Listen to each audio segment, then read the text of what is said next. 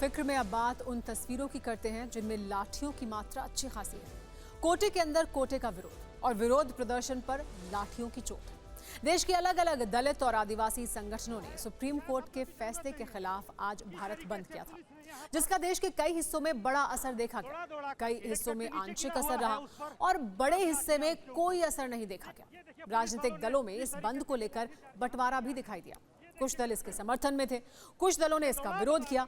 हमने इस पर फिक्र की एक छोटी लेकिन तथ्यात्मक रिपोर्ट तैयार की है, जिसमें आपके लिए हर जरूरी डिटेल मौजूद है। उस पर बात करें उससे पहले भारत बंद की आज की सबसे ट्रेंडिंग तस्वीर आपको दिखाते हैं, जो बिहार की राजधानी पटना की है। पटना में बंद समर्थकों को काबू में करने के लिए पुलिस ने लाठीचार्ज किया था और ये लाठी एसडीएम पर ही बरस गई। दरअसल प्रदर्शनकारी पटना के डाक बंगला चौराहे और जेपी गोलांबर पर जाम लगा रहे थे। पुलिस ने सड़क खाली कराने के लिए भारत बंद समर्थकों पर लाठीचार्ज किया। पटना सदर के एसडीएम श्रीकांत कुंडलिक खांडेकर भी वहीं पर थे। इस दौरान एक सिपाही ने उन पर भी लाठी चला दी। एसडीएम ये देखकर हैरान रह गए कि उन्हें लाठी मारी जा रही है। आश्चर्य में उन्होंने सिपाही की तरफ देखा, तभी एसडीएम के सुरक्षा कर्मियों ने लाठी चलाने वाले सिपाही को वहां से हटाया। बाद में लाठी खाने वाले एसडीएम और लाठी मारने वाले सिपाही दोनों को बातचीत करते हुए देखा गया। वैसे ऐसी तस्वीरें कम ही देखने को मिलती हैं जब सिपाही अपने ही अधिकारी पर डंडा चलाते, लेकिन पटना में आज ये देखने को मिला।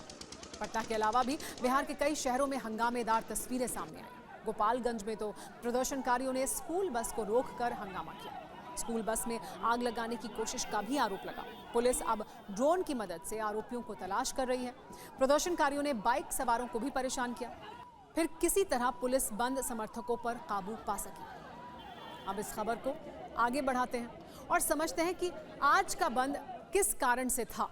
सुप्रीम कोर्ट ने 1 अगस्त को आरक्षण के संबंध में एक बड़ा फैसला दिया और एक महत्वपूर्ण टिप्पणी की थी। सुप्रीम कोर्ट ने फैसला दिया था कि राज्यों को आरक्षण के लिए कोटे के भीतर कोटा बनाने का अधिकार है। इसके साथ ही कुछ जजों ने यह भी कहा कि एससी और एसटी समुदाय में क्रीमी लेयर की पहचान के लिए एक पॉलिसी होनी चाहिए। इन दोनों फैसलों के खिलाफ ही आज भारत बंद का ऐलान किया गया था, जिसमें काफी बड़ा राजनीतिक बंटवारा भी था।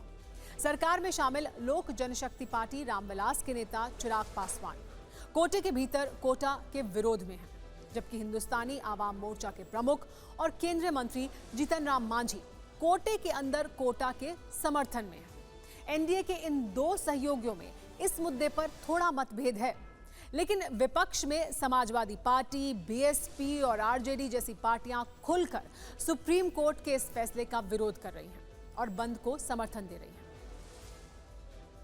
आप तस्वीरें देखिए, क्या हो रहा है, शायद शब्दों की जरूरत नहीं है।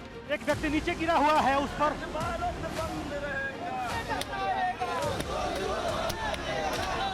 ये देखिए पुलिस वालों ने इस तरीके से ये लाठीचार्ज यहाँ पर किया है। ये देखिए कैसे ये दौड़ा कर पीटना, ये लाठीचार्ज इस तरीके से, ये देखिए कार्यकर्ताओं पर ये लाठीचार्ज और इस तरीके से ये लाठीचार्ज हुआ है। डाकबंगला चौराहे पर ये उनके साजो सामान तक को तोड़ा जा रहा है। लोगों पर लाठीचार्ज, यहाँ पर वाटर कैनन देखिए, यहाँ पर वाटर कैनन शुरू कर दिया गया है। हम लोगों का मांग है कि जो सुप्रीम कोर्ट जो एससी एसटी आरक्षण में वर्गीकरण का जो फैसला दिया है, केंद्र सरकार उस फैसले को निरस्त करे। कुछ बाबा साहब ने जो संविधान हमारा बनाया है उसमें वर्गीकरण करने का काम ये केंद्र सरकार और राज्य सरकार कर रही है, जिसको हम लोग कतई इसको नहीं मानने के लिए तैयार। अननेसेसरी के विपक्ष के लोग इसमें भ्रम फैला रहे हैं। विषय एकदम आपको मैंने क्लियर किया कि क्रीमी लेयर का भी विवाद फैलाया। भारत बंद स्पष्ट रूप से संविधान बचाने के लिए, आरक्षण विरोधी ताकतों को करारा जवाब देने के लिए।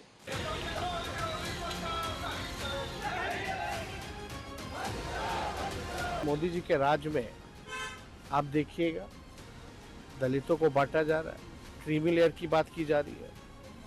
आज देखिएगा जो रिजर्वेशन जो है उसको खत्म किया जा रहा है। विपक्ष जो भ्रम फैलाने का काम करता है, पूरा चुनाव इन्होंने इसी झूठ के सहारे लड़ने का काम किया।